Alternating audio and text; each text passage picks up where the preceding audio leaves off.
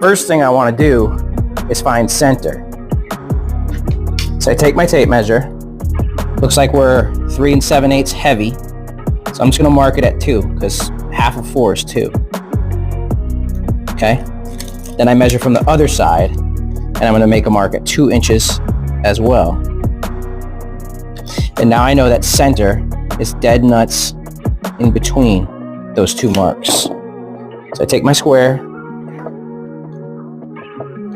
and I'm going to make a mark on that dead center mark that I just made. I make my line on my square dead center between those 2 marks. Now I got to do the other side as well. So let me go ahead and do that. Now my back support piece is laid out and ready for biscuits. So now we want to move on to the legs.